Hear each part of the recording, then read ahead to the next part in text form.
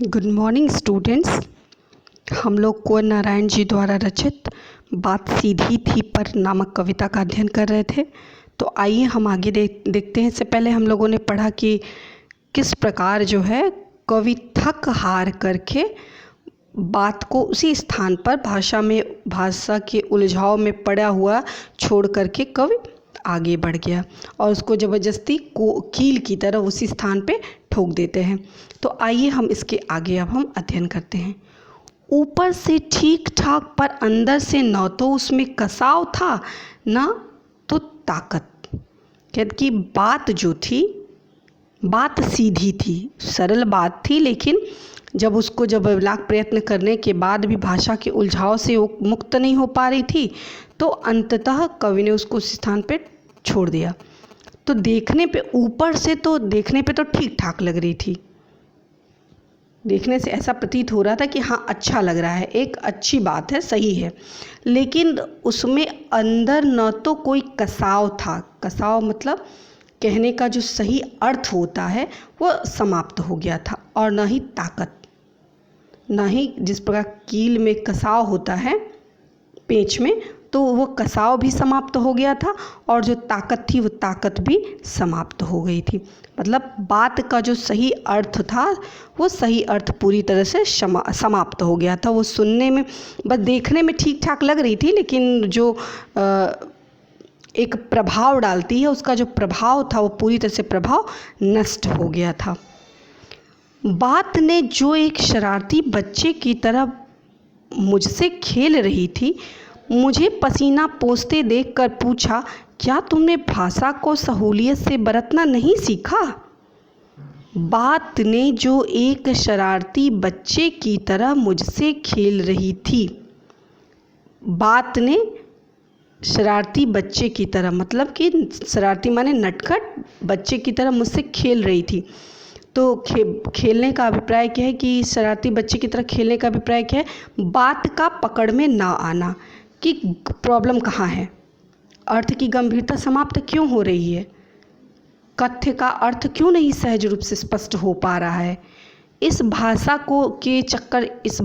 के उलझाव के चक्कर से मुक्ति कैसे पाई जा सकती है।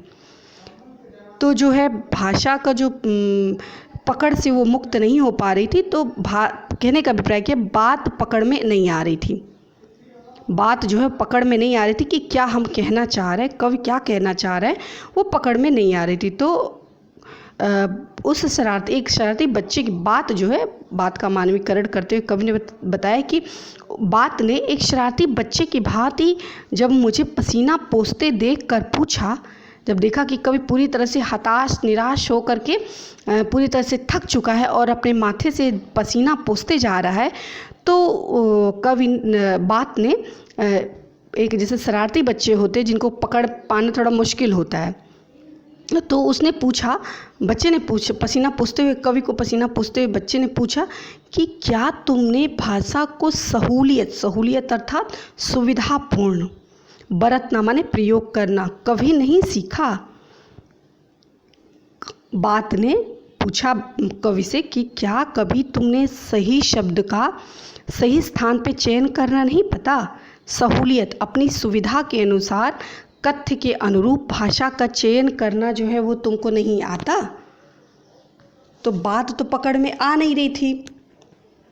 तो कवि ने बताया कि बात ने एक शरारती बच्चे की भांति बात जो है कवि से प्रश्न करती है कि क्या कथ्य के अनुरूप भाषा का चुनाव करना तुमने नहीं सीखा, और यह इसी का परिणाम होता है कि बात का जो अर्थ होता है, बात का जो प्रभाव होता है, वो परिणाम पूरी तरह से नष्ट हो जाता है।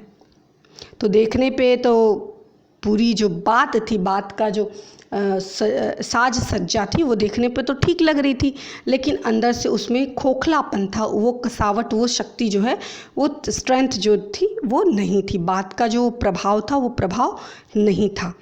और बात ने एक बड़े ही सरलतापूर्वक एक शरारती बच्चे की भांति के कवि से प्रश्न करते हैं कि क्या तुम इतना अथक प्रयत्न कर रहे हो, इतना तुम अथक प्रयत्न कर रहे हो, लेकिन उसके बाद भी तुमको सफलता नहीं मिल रही है।